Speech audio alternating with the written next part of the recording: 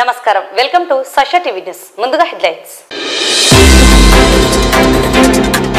Municipal budget సమావేశం municipal budget లో 12,83,27,000 రూపాయలు తగ్గిన రెవెన్యూ మరియు మూలధన ఆదాయ లోటు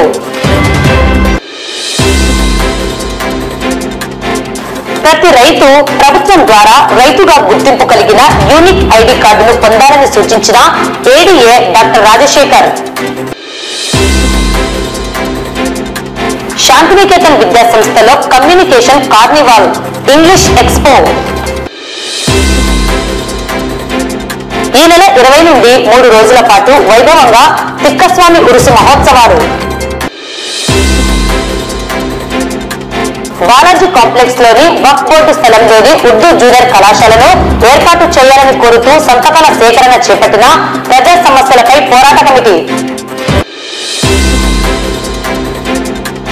నాగర్ కర్నూల్ ఎంబీ చర్చి ఆధ్వర్యంలో నూతన హోలికా సెంటినరీ చర్చి సందర్శన ఆత్మీయ యాత్ర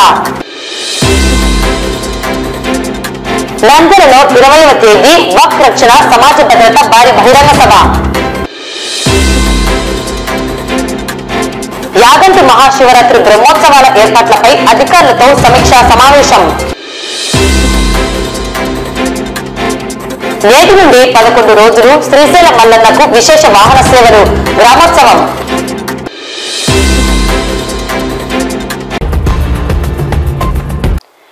నంద్యాల పురపాలక సంఘం సాధారణ మరియు కేంద్ర రాష్ట్ర ప్రభుత్వాల నుండి వచ్చే నిధులపై రూపొందించిన 2024-25 ఆర్థిక సంవత్సరానికి సవరించబడిన బడ్జెట్ అంచనాలు మరియు 2025-26 ఆర్థిక సంవత్సరపు బడ్జెట్ అంచనాలు కౌన్సిల్ సమావేశంలో మున్సిపల్ చైర్పర్సన్ మాబునిసా అధ్యక్షతన మున్సిపల్ కమిషనర్ నిరంజన్ రెడ్డి ఆధ్వర్యంలో సంబంధిత అధికారులు ప్రవేశపెట్టడం జరిగింది.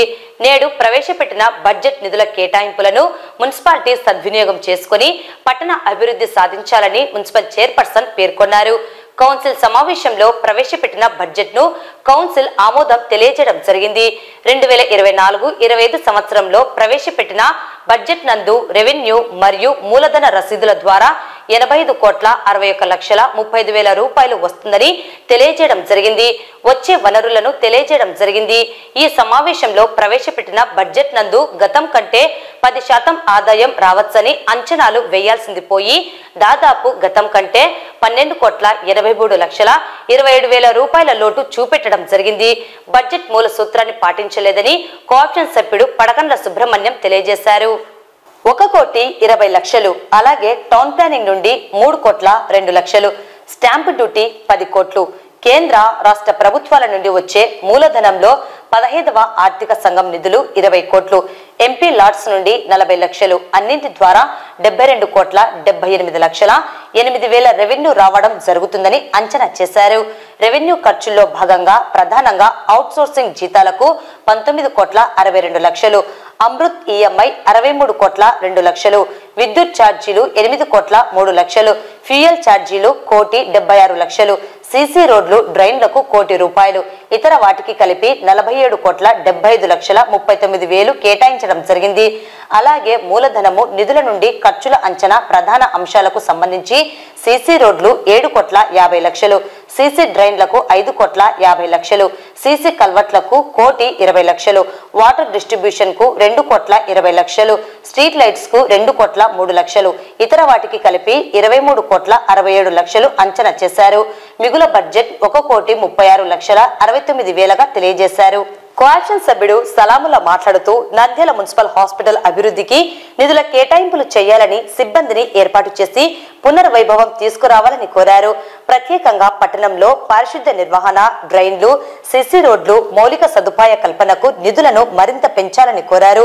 ఫాగింగ్ కుక్కల పందులు దోమల నియంత్రణకు చర్యలు తీసుకోవాలని పార్కుల నిర్వహణ చేపట్టాలని కార్మికులకు అందజేసే కాస్మెటిక్స్ నాణ్యత గలివి ఇవ్వాలని మాజీ మున్సిపల్ చైర్పర్సన్ కోరారు. SC ST BC slum area అభివృద్ధి కొరకు సప్లా నుండి నిధులను పొందేందుకు కేటాయింపులు చేపట్టాలని క్యాపిటల్ రిసిప్ట్స్ ఇన్కమ్ తగ్గిందని తెలిపారు.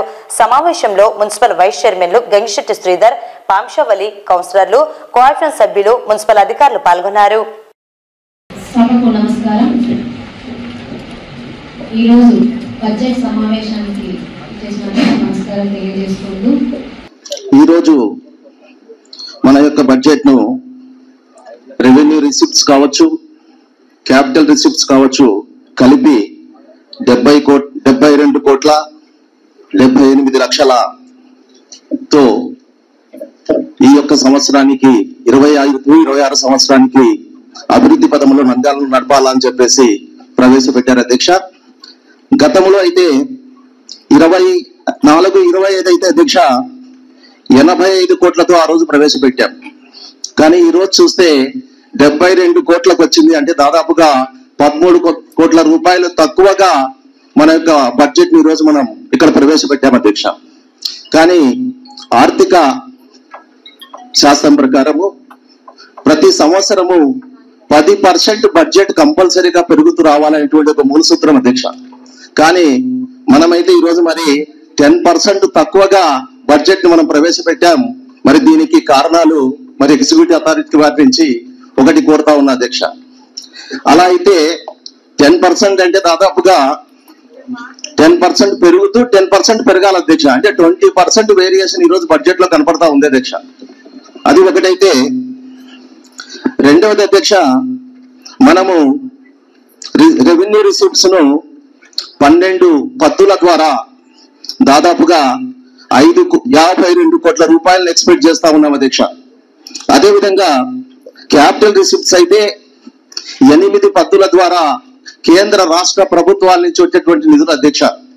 ఇవి స్పెసిఫిక్ గా కొన్ని కార్యక్రమాలకు మాత్రమే వాడాలని చెప్పేసి కూడా ఒక నిర్దిష్టమైనటువంటి గైడ్ లైన్స్ ఉంటాయి అధ్యక్ష. దీంట్లో 8 రకాల నుంచి వచ్చేటువంటి అయితే మనకు కేవలము 15th ఫైనాన్స్ మాత్రమే ఇక్కడ చూపుతా ఉన్నాం అధ్యక్ష. అది కాకుండా ఎంపీ ల్యాడ్స్ మాత్రమే చూపుతా ఉన్నాం. కానీ గతంలో అయితే SC sub plan, minority, BC sub plan, ST, అదేవిధంగా స్లమ్ ఏరియా డెవలప్మెంట్స్ కు సంబంధించినటువంటి ఫండ్స్ ఒకటి, అదేవిధంగా ఫేజ్ 2ను అమృత్కు మనం డిపిఆర్ పంపించుకుంటే దాని నుంచి కూడా మనకి ఫండ్స్ వచ్చేటటువంటి ఉండాలి అధ్యక్ష. కానీ అవన్నీ కూడా మనం ఇక్కడ ఏమాత్రం కూడా వాటిని ఎక్స్పెక్ట్ చేయడం లేదు, వాటిని చూపడం కూడా లేదు అధ్యక్ష. ఆ క్రమంలోనే క్యాపిటల్ రిసిప్ట్స్ యొక్క ఇన్కమ్ తగ్గిందని చెప్పేసి నేను భావిస్తా ఉన్నా అధ్యక్ష. అదేవిధంగా మన యొక్క రెవెన్యూ ఎక్స్పెండిచర్ ను మేడం గారు 20 పద్దుల్లో 102 సబ్ పద్దులతో దాదాపుగా 47 కోట్ల రూపాయలను ఎక్స్పెండిచర్ గా చూపుతా ఉన్నారు అధ్యక్ష.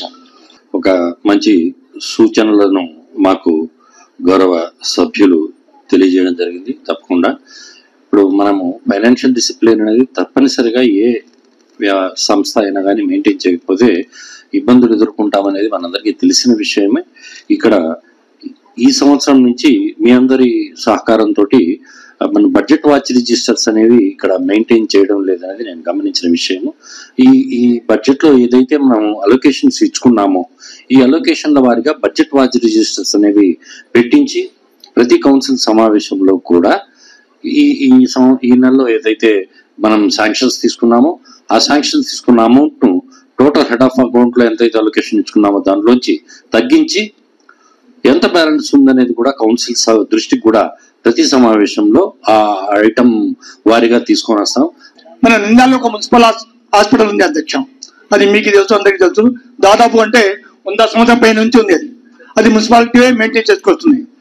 కానీ దురదృష్టం ఏమంటే లాస్ట్ టైం 1 year నుంచి అక్కడ మందులు లేవు, ఈ స్టాఫ్ లేవు. ఇంత ముందు అంటే దాదాపు కనీసం అంటే అధ్యక్ష ఆ హాస్పిటల్లో 11 మంది స్టాఫ్ ఉండేది. ఒక male doctor, female doctor, pharmacist 3, staff nurse, sweeper, attender, ఇట్లాంటి 11 మంది ఉండేది. కనీసం ఇప్పుడు ఇద్దరితోనే జరుగుతున్నది. ఒక ఫార్మసిస్ట్ ఉన్నాడు, ఒక అటెండర్ ఉన్నాడు అధ్యక్ష. దాంట్లో కూడా మందులు లేవు. నేను మిమ్మల్ని కోరేది ఏమంటే మన బడ్జెట్ చూస్తుంటే మొత్తం మన నంద్యాల ప్రజల నుంచి ట్యాక్స్ ద్వారా కానీ, అది ఎంటర్టైన్మెంట్ ట్యాక్స్ కానీ, లేకపోతే స్టాంప్ డ్యూటీ కానీ 52 కోట్లు వసూలు చేస్తున్నాం. కానీ మనం ఒక చిన్న హాస్పిటల్ మెయింటైన్ చేసుకోకపోతున్నాం. ఇప్పుడు డాక్టర్స్ కూడా అక్కడ డైరెక్ట్ మనకి హాస్పిటల్ నుంచే, మన గవర్నమెంట్ నుంచే డబ్బులు ఇస్తున్నారు. మనం ఇచ్చేది ఏం లేదు. కనీసం మెయింటెనెన్స్ మందులకి ఇవ్వాలా. లాస్ట్ టైం ఇస్తా ఉన్నారు, 16 లక్షలు కేటాయించారు, దాంట్లో ఏం చేయలేదు అధ్యక్ష. ఇంకొక విషయం అధ్యక్ష, మున్సిపాలిటీలో అది ఏమన్నా మన మున్సిపల్ మున్సిపల్ స్కూల్స్ మాదిరిగా అది కూడా గవర్నమెంట్ కి మర్చి చేస్తారా, లేకపోతే మన అండర్లోనే ఉందా, అది ఒకటి క్లారిటీ ఇవ్వండి. ఒకవేళ మన అండర్లోనే అంటే దానికి మెయింటైన్ చేస్తారా లేదా? ఇప్పుడు మనం పబ్లిక్ ఏం సర్వీస్ చేస్తున్నాం అధ్యక్ష? లైట్లు వేస్తున్నాం, రోడ్లు వేస్తున్నాం, కాలువలు క్లీన్ చేస్తున్నాం. మెయిన్ సర్వీస్ ఏమంటే హెల్త్, ఎడ్యుకేషన్. ఎడ్యుకేషన్ ఏంటో మన చేతిలో పోయింది, అంతా గవర్నమెంట్ తీసుకున్న స్కూళ్ళని మనం ఏం మెయింటైన్ చేయడం లేదు. కానీ ఉండేది ఒక హాస్పిటల్ కూడా మనం చేయలేకుండా అధ్యక్ష. దయచేసి దీని గురించి ఆలోచించి ఏదైనా వీలైతే ఈ బడ్జెట్ కేటాయించండి, దానికి ఆలోచించండి అధ్యక్ష. ఓకే, కమిషనర్ గారు స్టాఫ్ నర్స్ తీసుకోమని కానీ చెప్పి మనము కౌన్సిల్ గాని పాస్ చేయడం జరిగింది. దానికి సంబంధించి ఈ సంవత్సరం గాని గత సంవత్సరం బడ్జెట్ కేటాయించడం జరిగింది, ఈ సంవత్సరం గాని స్టాఫ్ నర్స్ గాని మనం అమౌంట్ కేటాయించడం జరిగింది. కానీ అక్కడ మనం తీర్మానించిన తర్వాత గానీ స్టాఫ్ నర్స్ ఇంకా ఎందుకు పెట్టలేదు, మా మెడిసిన్స్ గానీ ఎందుకు ఇవ్వట్లేదు, ఇప్పుడు గౌరవ సభ్యులు అడిగినట్టు దానికి సమాధానం ఇవ్వండి. మీరు అబ్జర్వ్ చేసినట్టుగా, గౌరవ సభ్యులు ప్రశ్నించినట్టుగా, ఇక్కడ ఆసుపత్రుల నిర్వహణకు సంబంధించి మనం 2305 హెడ్ కింద 16 లక్షలు 24-25 సంవత్సరానికి మనం 16 లక్షలు కేటాయించుకోవడం జరిగింది. ఆ సంవత్సరం మరి ఏం ఖర్చు పెట్టలేదు. ఈ సంవత్సరం ఒక 5 లక్షల రూపాయలు అలొకేషన్ చేయడం జరిగింది. అవసరమైతే 5 లక్షలకు కౌన్సిల్ అనుమతితోటి ఇంకా అదనంగా కూడా తీసుకోవడం జరుగుతుంది. మరి మీరు బడ్జెట్ లో అన్నింటికి చాలా బాగా చేశారు, కానీ దోమలకు సంబంధించి 4 lakhs నుండి 5 lakhs కే పెంచారు. బడ్జెట్ అనేది జస్ట్ ఇమాజినేషన్ అనేది మాకు కూడా తెలుసు. కాకపోతే మీరు 4 lakhs నుండి 5 lakhs కాకుండా దోమలకు ఇంకా పెంచింటే బాగుండేది. ఎందుకంటే టౌన్ వైడ్ దోమలకు ఎంత ఇబ్బంది పడతా ఉన్నారంటే రిలేటివ్స్ కూడా నందాలంటే ఇప్పుడు భయపడతా ఉన్నారు. అంటే మెయిన్ శ్రీశైలం కాన్ఫరెన్స్ లో వెలుగోడు రావాలంటే రిలేటివ్స్ భయపడే వాళ్ళు. అలాంటిది ఇప్పుడు నంద్యాల టౌన్ కి వచ్చిందని అనుకుంటున్నాం మేము. మరి దానికి అమౌంట్ పెంచాలని చెప్పేసి మీ ద్వారా నేను కోరుకుంటున్నాను. అలాగే శానిటేషన్ కు సంబంధించి 10 lakhs నుండి 15 lakhs కి పెంచారు, హ్యాపీ. కాకపోతే శానిటేషన్ కు సంబంధించి వర్కర్స్ కు మనము ఇచ్చే కొన్ని ఉన్నాయి, కోకోనట్ ఆయిల్ కావచ్చు, సోప్స్ కావచ్చు, ఇంకా వాళ్ళకి ఇంకా ఇప్పటికి కూడా వాళ్ళకి కొంతమందికి ఇస్తున్నారు, కొంతమందికి ఇవ్వట్లేదు అనేది కంప్లైంట్ మాత్రం యూనిఫామ్ గానీ ఇప్పటికీ ఉంది. కమిషనర్ గారు దయచేసి మీరు శానిటేషన్ వర్కర్స్ విషయంలో మాత్రము 100% కాదు 200% న్యాయం చేయమని చెప్పేసి నేను కౌన్సిల్ ద్వారా తెలియజేస్తున్నాను. ఎందుకంటే నా విషయంలో వాళ్ళు డాక్టర్ల కన్నా ఎక్కువ అని నేను ఎప్పుడు అనుకుంటుంటాను. ఎందుకంటే మనకు జబ్బు చేస్తే వెళ్తే బాగు చేసే వాళ్ళు డాక్టర్స్ అయితే, మనకు జబ్బులు రాకుండా చూసుకునే వాళ్ళు శానిటేషన్ వర్కర్స్. ప్యాచ్ వర్క్ జరుగుతూ ఉన్నాయి, హ్యాపీని. మరి దానికి సంబంధించి కూడా మేము రెగ్యులర్ గా వెళ్ళి అక్కడ చూస్తూ ఉన్నాము, వర్కర్స్ వస్తున్నారా లేదా, టైం కు చేస్తున్నారా లేదా అని చెప్పేసి. కొంతమంది అంటే కాలనీలో ఉండే వాళ్ళు, మేము ఆ పార్టీకి సంబంధించిన వాళ్ళము, ఈ పార్టీకి సంబంధించిన వాళ్ళము, మీ స్టెప్స్ తీసేయండి, మీరు ముందుకు జరిగారని చెప్పేసి వస్తే టీపీఓ సెక్షన్ వాళ్ళు వచ్చి చెప్పండి. లేకపోతే మేము అఫీషియల్ గా అక్కడ ఉన్నాం కౌన్సిల్ మెంబర్స్, మేమైనా అక్కడ చెప్పాలి. కానీ ఎవరెవరో వచ్చి అక్కడ బ్లాక్ మెయిల్ చేసి బెదిరించి డబ్బులు ఇస్తే ఆ స్టెప్స్ తీసేయకుండా మేము చూసుకుంటాం, ఇలాంటివన్నీ బ్లాక్ మెయిల్ చేస్తా ఉన్నారు. ఎస్పెషల్లీ నా వార్డుకు సంబంధించి అలాంటివి జరగకుండా చూసుకోవాల్సిన బాధ్యత మన కౌన్సిల్ పైన ఉందని చెప్పేసి కూడా నేను తెలియజేస్తున్నాను. మరి చెప్పిన పాయింట్స్ అన్ని కూడా టీపీఓ సెక్షన్ కు సంబంధించి, అలాగే ఈ బిల్స్ శానిటేషన్ వర్కర్స్ కు సంబంధించి ముఖ్యంగా మీరు నెక్స్ట్ మంత్ కంతా శానిటేషన్ వర్కర్స్ మాత్రం క్లియర్ చేయాలి. మీరు చాలా వ్యాలిడ్ పాయింట్ లేవనెత్తడం జరిగింది.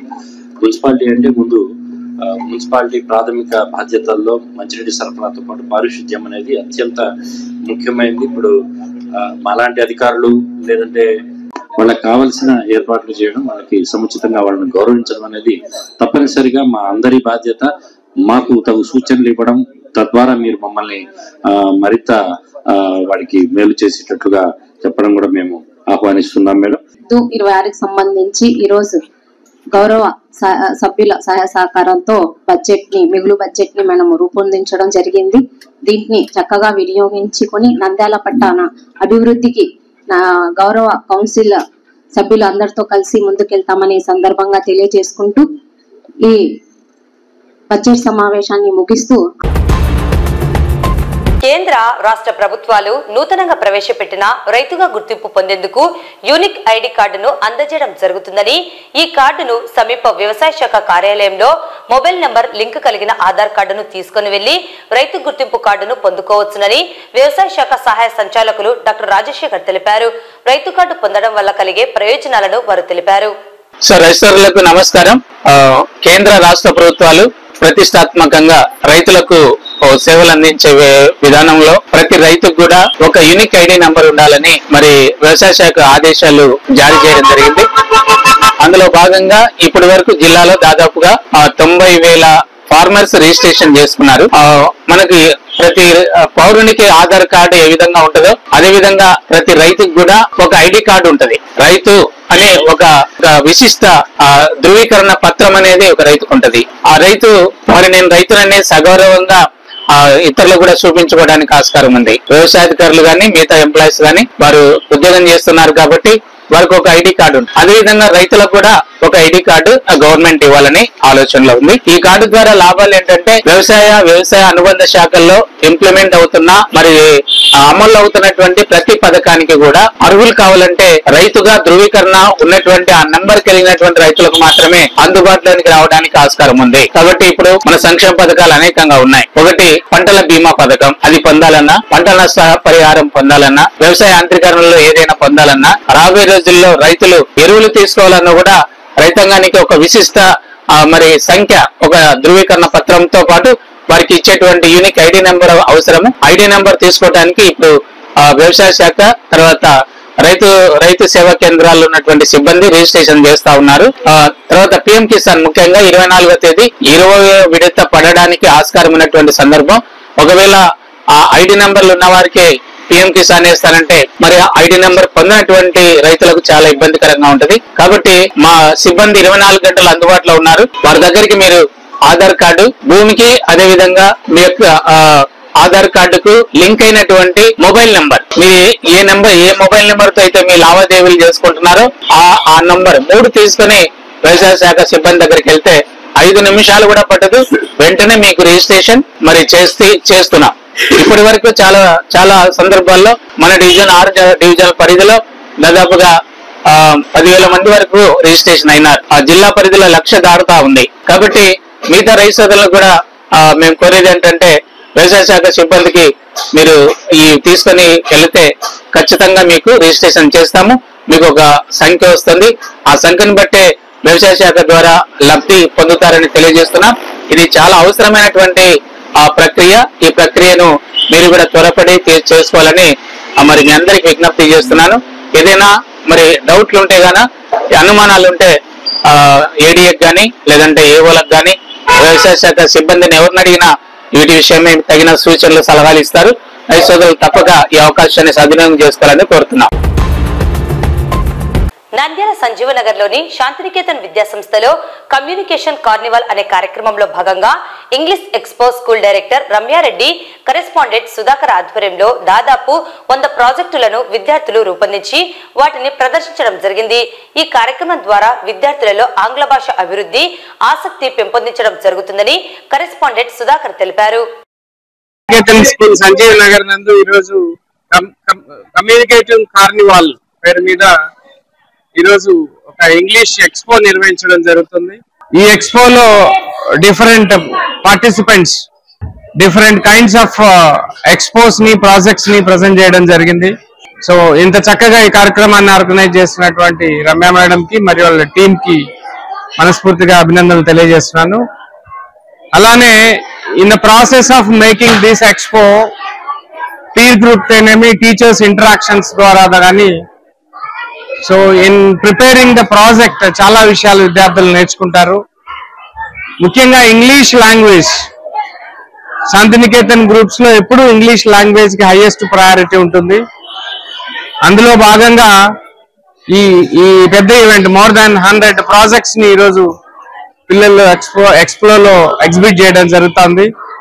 ఈ ఎక్స్పో ఒక లెర్నింగ్ వెన్యూగా మారాలని చెప్పేసి, సో ఈ ఎక్స్పో ద్వారా పిల్లల్లో లాంగ్వేజ్ పట్ల ఇంట్రెస్ట్ డెవలప్ కావాలని చెప్పేసి, పిల్లలు ఇంగ్లీష్ పట్ల అట్రాక్ట్ అయ్యి ఇంగ్లీష్ కమ్యూనికేటివ్ స్కిల్స్ హెల్ప్ అయ్యేలా ఈ కార్యక్రమం ఉపయోగపడాలని చెప్పేసి కోరుకుంటూ సెలవు తీసుకుంటాను. Thank you.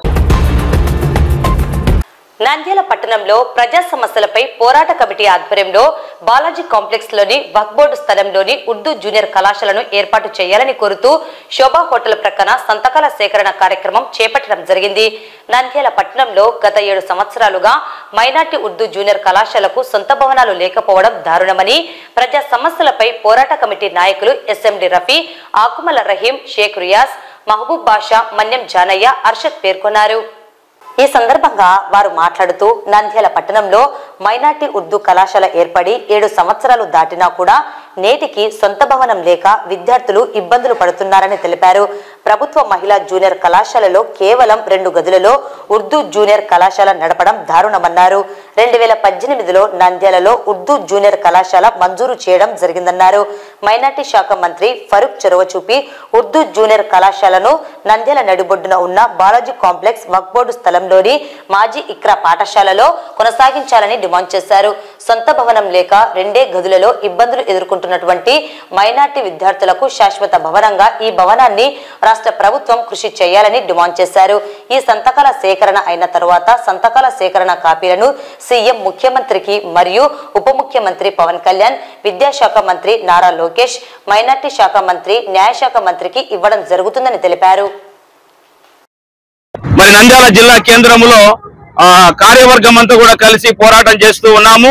మరి ప్రజలందరూ కూడా ఈ విషయాన్ని గుర్తించి మీ సహకారం అందించవలసిందిగా కోరుతూ, అదే రీతిగా ఆంధ్రప్రదేశ్ రాష్ట్ర ముఖ్యమంత్రి వర్యులు, ఉప ముఖ్యమంత్రి వర్యులు, న్యాయశాఖ మంత్రి వర్యులు, మరి అదే రీతిగా విద్యాశాఖ మంత్రి వర్యులు కూడా ఈ విషయంలో చర్య తీసుకొని మైనార్టీలకు తగిన న్యాయం చేస్తారని కోరుతూ ఉన్నాము. అందరికీ వందనాలు. Thank you. ప్రతి సంవత్సరం నాగర్ కర్నూల్ ఎంబీ చర్చి ఆధ్వర్యంలో ఆత్మీయ యాత్ర ద్వారా క్రైస్తవులు ఆత్మీయంగా, మానసికంగా బలపడడానికి దోహదపడే విధంగా చర్చి చైర్మన్ సంపత్ కుమార్ ఆధ్వర్యంలో Nandyal holy cross centenary church అద్భుతమైన ఆలయ కట్టడాన్ని సందర్శించారు. నాగర్ కర్నూల్ ఎంబీ చర్చి బృందానికి Nandyal holy cross centenary church committee pastors ఘనంగా స్వాగతం పలకడం పట్ల హర్షం వ్యక్తం చేశారు. Nandyal holy cross centenary church వారు బుధవారం ప్రత్యేక ప్రార్థనలతో పాటు దైవ సందేశాన్ని అందించారు. Nandyal holy cross centenary church pastor reverend Bhaskar మాట్లాడుతూ, సుమారు 15 సంవత్సరాలు శ్రమించి నిర్మాణం చేసిన నూతన చర్చి ఈ నెల 8వ తేదీన అత్యంత వైభవంగా ఘనంగా ప్రారంభించడం జరిగింది. మొట్టమొదటిసారి ఈ చర్చిని సందర్శించిన Nagar Kurnool centenary Mennonite brothers church బృందం చరిత్రలో నిలిచిపోతారని అన్నారు. సుమారు 20 కోట్లతో నిర్మించబడ్డ హోలీ క్రాస్ సెంటనరీ నూతన చర్చి నిర్మాణాన్ని రాజస్థాన్ పాలరాతితో అద్భుతమైన నిర్మితమైన చర్చి చరిత్రలో నిలుస్తుందని తెలిపారు. ఇక్కడికి ఎవరు ఏ అవసరతల నిమిత్తం వచ్చి దేవుణ్ణి ప్రార్థిస్తారో వారి ప్రార్థనలు తప్పకుండా నెరవేరుతాయని అన్నారు.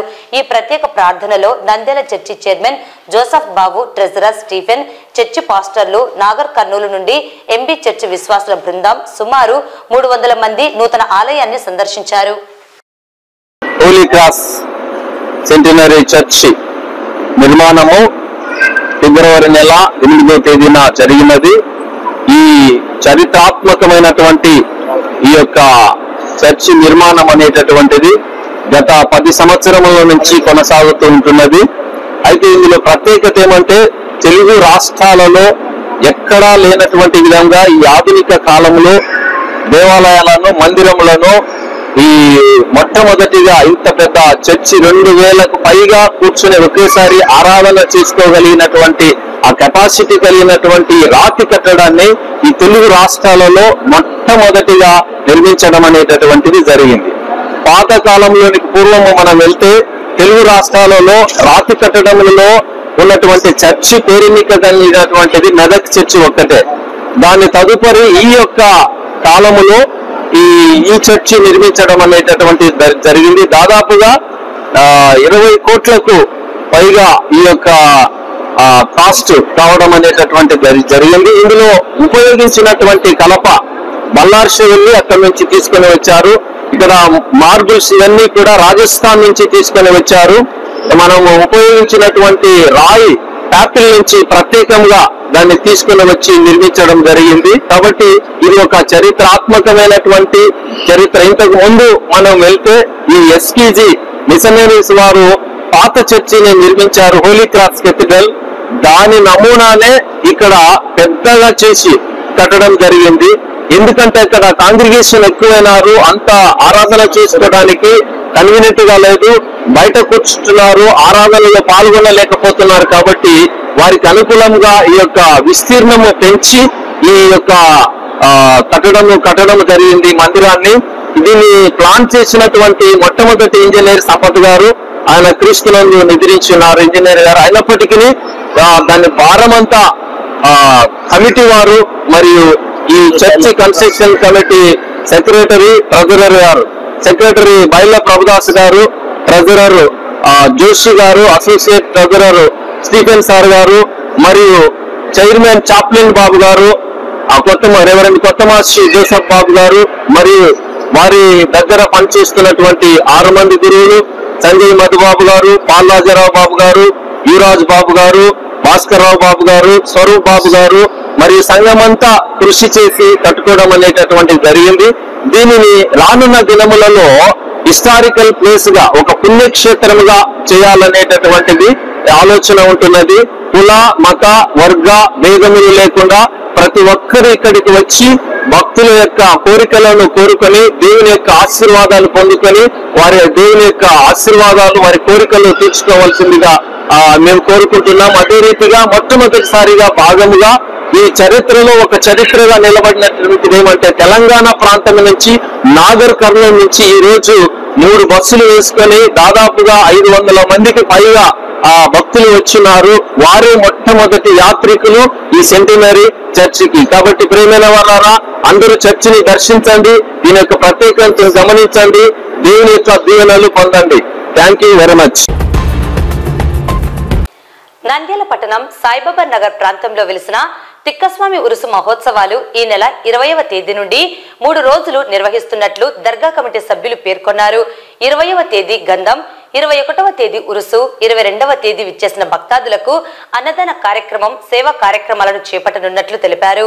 ఉరుసు మహోత్సవాలలో భక్తులు పాల్గొని తిక్కస్వామి వారి ఆశీస్సులు పొందుకోవాలని కోరారు.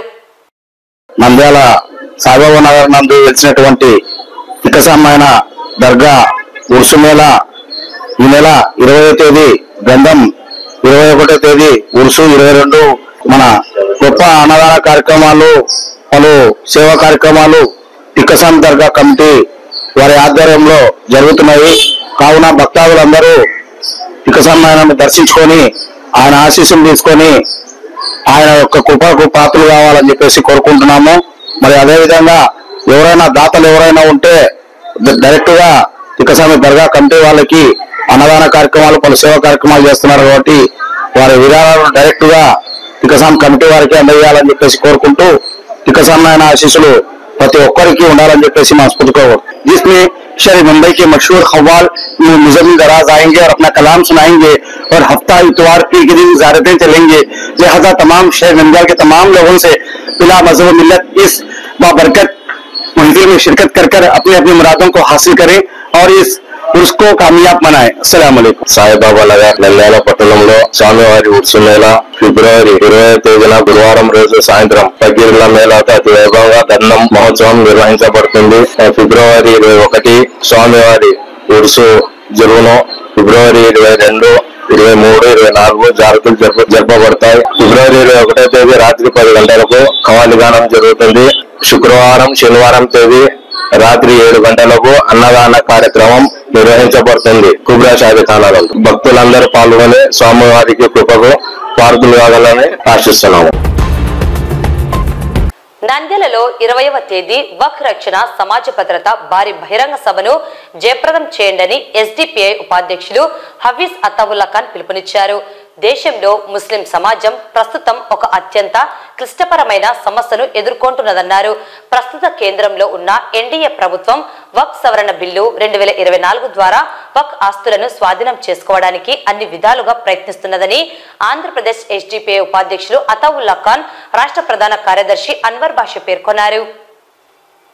ఎస్డిపిఐ నాయకులు మాట్లాడుతూ వక్ఫ్ బిల్లుపై జేపీసీ నివేదికను ఈ శీతాకాల పార్లమెంటు సమావేశంలో ప్రవేశపెడుతుందని, దానిని చట్టంగా అమలు చేయడానికి ఎన్డీఏ ప్రభుత్వం పూర్తిగా ప్రయత్నిస్తున్నదని తెలిపారు. వక్ఫ్ ఆస్తుల వినియోగదారులైన ముస్లింలను తొలగించి ఇతరులను చేర్చి మరియు ముస్లింల సంక్షేమం శ్రేయస్సును అంతం చేయడానికి కృషి చేస్తున్న ఈ కుట్రల నుండి రక్షించుకోవడం హక్కు మరియు బాధ్యత అన్నారు.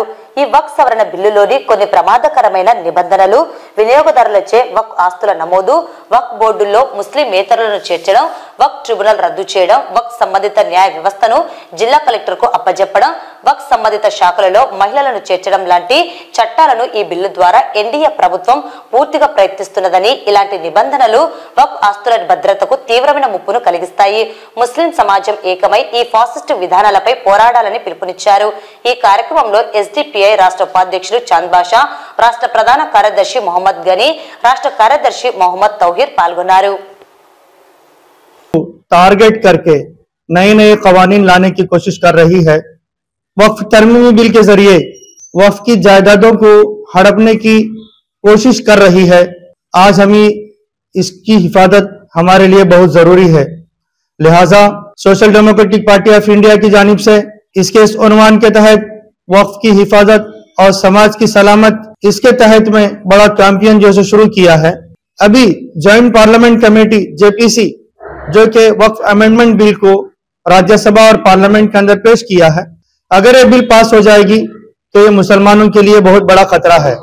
हमारे सीएम चंद्रबाबू नायडू साहब और इसी तरह बिहार के सीएम नीतीश कुमार साहिबान को हम एक पुरजोर मुतालिबा, हमारा डिमांड है कि ये लोग इस बिल की मुखालिफत करें ताकि ये बिल हरगिज भी पास होने ना पाए। तो इसी के तहत आंध्र प्रदेश में जिला नंदियाल के अंदर एक बहुत ही बड़ा अजीमुशान जलसा मुनाकिद किया गया है। मैं सारी आवाम से गुजारिश करता हूं कि नंदियाल शहर में नौमान नगर ग्राउंड में जो अजीमुशान जलसा होने जा रहा है, इस अजीमुशान जलसे को कसीर से कसीर तादाद में हाजिर होकर के इस जलसे को कामयाब बनाए। సోదరులారా, ప్రజలారా, ఈ సమావేశం ఏదైతే ప్రెస్ కాన్ఫరెన్స్ నిర్వహిస్తున్నామో దీనికి ముఖ్య ఉద్దేశం మనకందరికీ తెలిసిన విషయమే. దేశంలో ఎప్పటి నుండి బీజేపీ వచ్చిందో మన దేశ పరిస్థితుల్లో అనేక వర్గాలకు నల్ల చట్టాలను రూపొందించడానికి అనేక రకాలుగా ప్రయత్నిస్తున్న అందరికీ తెలిసిన విషయమే. ఇందులో భాగంగా ఇప్పుడు ప్రజెంట్ ఏదైతే వక్ఫ్ చట్టాన్ని సవరణ చేసి వక్ఫ్ బిల్లుగా మార్చడానికి ప్రయత్నిస్తున్నారో ఈ చట్టానికి ఖచ్చితంగా మేము పూర్తిగా వ్యతిరేకిస్తున్నాం. ఎందుకంటే వక్ఫ్ ప్రాపర్టీ అనేది పూర్తిగా ఒక వర్గానికి, ఒక ముస్లింలకు చెందిన ప్రాపర్టీ. అది దీనికి నల్ల చట్టంగా మార్చి ప్రజలపై రుద్దడానికి ప్రయత్నిస్తున్న బీజేపీని ఖచ్చితంగా ఈ పని మేము వ్యతిరేకిస్తున్నాం. అలాగే ఈరోజు దేశంలో నడుస్తున్న ప్రతి ఒక్క దళితులకు కానివ్వండి, ఎస్సీ ఎస్టీలకు కానీ ప్రతి ఒక్క వర్గానికి కూడా ఇలాంటి చట్టాన్ని రూపొందిస్తున్నారు. ప్రజలు గమనిస్తున్నారు. ఎందుకంటే ముఖ్యంగా నేను సెక్యులర్ వాదులు అన్నాను. సెక్యులర్ అంటే మన దేశమే ఔన్నత్యాన్ని పెంచే దేశం ఏదంటే మన ప్రపంచంలోకెల్లా మన భారతదేశం. ఈ భారతదేశం ఔన్నత్యాన్ని మన సెక్యులర్ వాదులుగా గుర్తిస్తారు. అలాంటి సెక్యులర్ దేశంలో ఇలాంటి మతతత్వ ఆలోచన, ఫ్యాసిస్టు ఆలోచన గల బీజేపీని మేము ఈ నల్ల చట్టాలని వ్యతిరేకిస్తున్నాం. లేకపోతే ప్రతి ఒక్క వర్గానికి వీళ్ళ వలన పెను ప్రమాదం ముప్పి ఉంది.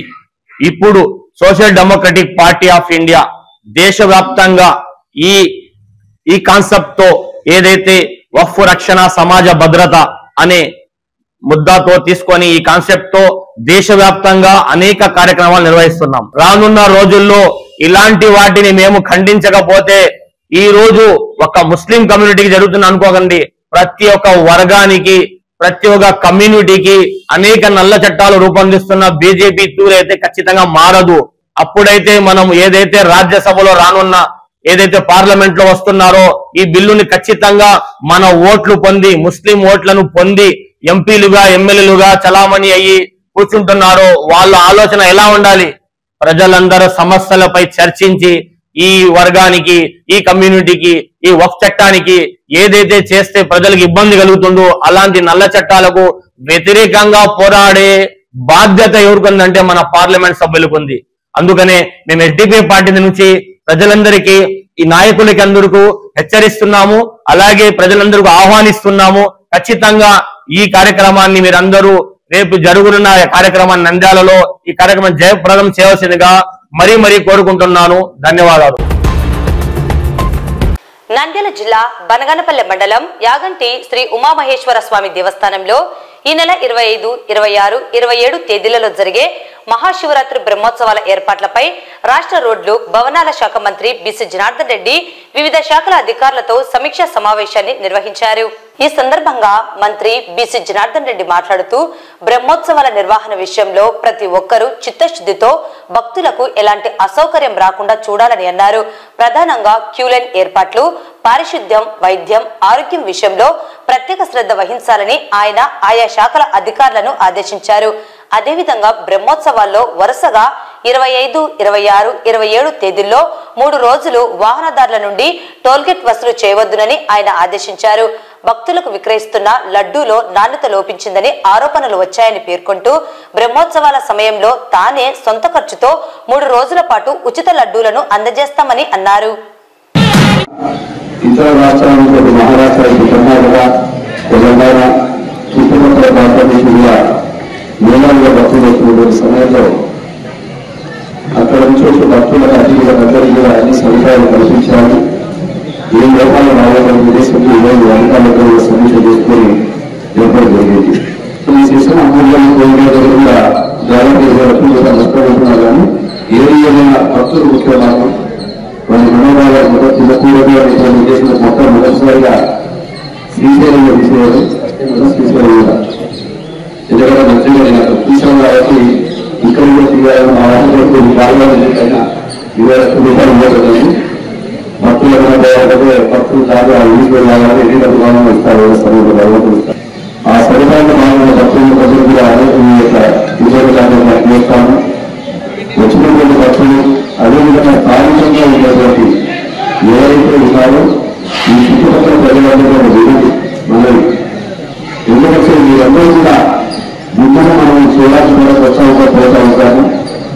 ఏదైతే ఉన్నారో మీరందరూ స్థానికులను ఉన్నటువంటి భావం లేకుండా మీరు ఒక భక్తులు కూడా బయట ఆలోచన చేసుకొని పీఎల్ఐలో వచ్చి వాళ్ళకి సహకరించాలని చెప్పి వ్యవస్థానం వారికి అదేవిధంగా పోలీస్ వారికి మిగతా వారికి సహకరించాలని చెప్పి కూడా ఈ చుట్టుపక్కల ప్రజలందరూ కోరుతా ఉన్నాను.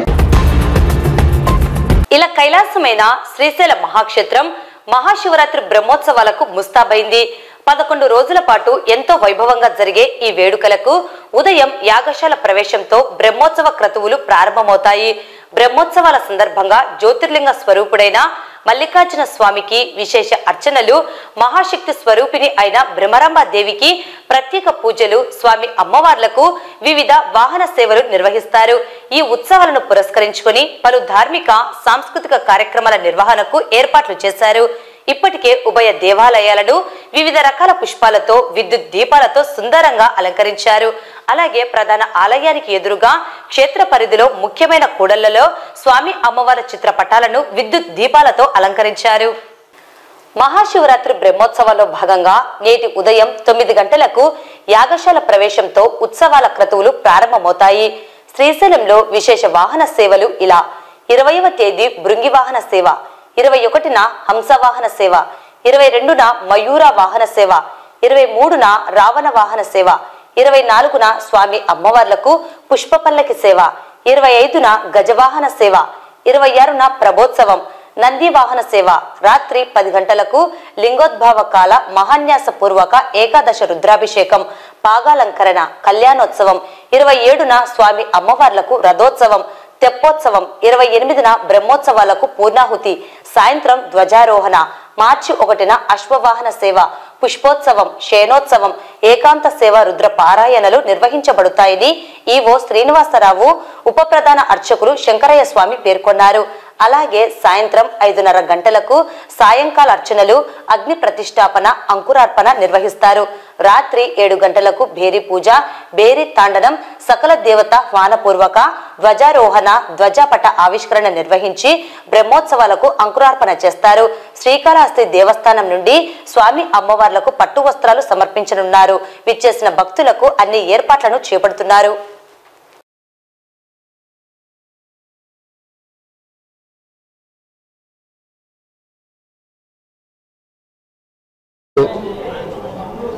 ఈ యొక్క మహాశివరాత్రి బ్రహ్మోత్సవాలకి అంకురార్పణ జరిగింది. అదేవిధంగా సాయంత్రం 6:30 గంటలకి ధ్వజారోహణం కార్యక్రమంతో ఈ యొక్క కార్యక్రమానికి పూర్తి స్థాయిలో మరి మొదలైనట్లుగా భావించాలి. సాయంత్రం ధ్వజారోహణం కార్యక్రమం అయినాక స్వామి అమ్మవార్లకు శ్రీకాళహస్తీశ్వర స్వామివారి దేవస్థానం నుండి వారి పట్టు వస్త్రాల సమర్పణ కార్యక్రమం ఉంది. మరి ప్రతిరోజు ఈ 11 రోజుల పాటు మరి భక్తులు ఈ యొక్క క్షేత్రాన్ని దర్శించి భ్రమరాంబ సమేత మల్లికార్జున స్వామివారుల యొక్క కరుణా కటాక్షాల కోసం సుదూర ప్రాంతాల నుంచి మరి భక్తులు ఏ విధంగా అయితే ఈ కార్యక్రమానికి వస్తారో వారికి తగ్గట్లుగా దేవస్థానం తరపున మరి మంచి ఏర్పాట్లు గత సంవత్సరం కంటే కూడా ఈ సంవత్సరం ఎక్కువగా చేయటం, అదేవిధంగా మా యొక్క మరి స్వాముల వారి యొక్క ఆధ్వర్యంలో ఈ 11 రోజుల పాటు ఉత్సవాల్ని ఘనంగా నిర్వహించడానికి కూడా మరి అంతరాలయం, అదేవిధంగా మరి ఆలయం బయట కూడా ఏర్పాట్లకు సంబంధించి పూర్తి స్థాయిలో చర్యలు తీసుకున్నాం. మహిమాన్విత క్షేత్రమైనటువంటి శ్రీశైలం దినదవ్యాభివృద్ధి చెందుతూ ఉంది. గౌరవ ముఖ్యమంత్రి వర్యులు ఈ నెల 23వ తారీఖు సాయంత్రం 6:30 మరి స్వామి అమ్మవార్లకు పట్టు వస్త్రాల సమర్పణ ఉంది. అదేవిధంగా రాష్ట్ర పౌరులైనటువంటి గవర్నర్ గారు కూడా ఈ యొక్క దేవస్థానాన్ని సందర్శించి స్వామి అమ్మవార్లను దర్శించుకొని మరి తీర్థప్రసాదాలను స్వీకరించడానికి వారు ముందుకొచ్చారు. 26వ తారీఖు వారు వస్తా ఉన్నారు మహాశివరాత్రి. దానికి మేము ముందుగా వారిని 24వ తారీఖు రావాల్సిందిగా మేము అభ్యర్థించాం. అది ఈరోజు రేపు పూర్తి స్థాయిలో మనకు సమాచారం రావటం ద్వారా అదే. సో గతంలో ఇప్పుడు కూడా ఈ దేవస్థానానికి సంబంధించినటువంటి బ్రహ్మోత్సవాల్లో భాగంగా మహాశివరాత్రి ఏర్పాట్లకు సంబంధించి అదేవిధంగా ఈ కార్యక్రమాల్లో గౌరవ ముఖ్యమంత్రి వర్యులు గవర్నర్ గారు మరి పాల్గొన్నటువంటి సందర్భాలు మరి తక్కువగా ఉన్నాయి. కానీ ఈ సంవత్సరం మరి నూతన ప్రభుత్వం ఏర్పడ్డాక గౌరవ ముఖ్యమంత్రి వర్యులు స్వయంగా ఈ స్వామి అమ్మవార్ల యొక్క ఈ 11 రోజుల బ్రహ్మోత్సవాల్లో వారు పాల్గొనడం, అదేవిధంగా గవర్నర్ గారు వారి సతీ సమేతంగా ఈ కార్యక్రమానికి రావటం అనేది విశేషంగా ఈ సంవత్సరం జరిగే బ్రహ్మోత్సవాలకి మరి మరొక మైలురాయిగా చెప్పుకోవాల్సిన అవసరం ఉంది. దాంతోపాటు గత సంవత్సరం మహాశివరాత్రి రోజు 1,00,000 పైబడి భక్తులు ఏదైతే సందర్శించుకున్నారో వారికి మించి ఈ సంవత్సరం 1,20,000 నుంచి 1,30,000 మంది వరకు వస్తారని చెప్పేసి ఆ విధంగానే మనం ఏర్పాట్లు చేస్తాం.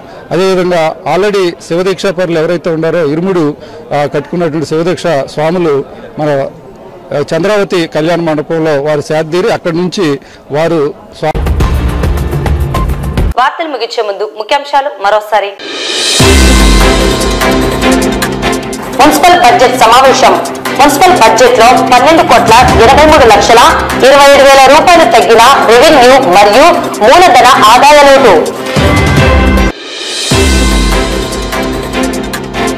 ప్రతి రైతు ప్రభుత్వం ద్వారా రైతుగా గుర్తింపు కలిగిన యూనిక్ ఐడి కార్డును పొందాలని సూచించిన ఏడీఏ డాక్టర్ రాజశేఖర్.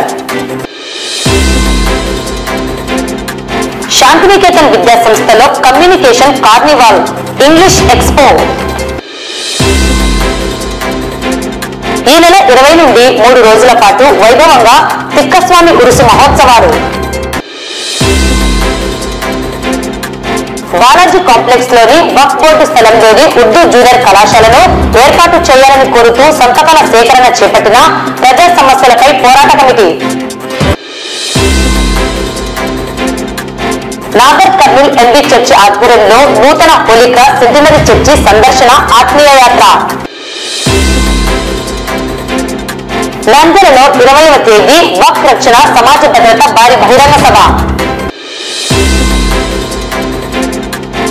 యాగంటి మహాశివరాత్రి బ్రహ్మోత్సవాల ఏర్పాట్లపై అధికారులతో సమీక్షా సమావేశం. నేటి నుండి 11 రోజులు శ్రీశైలం మల్లన్నకు విశేష వాహన సేవలు గ్రామోత్సవం.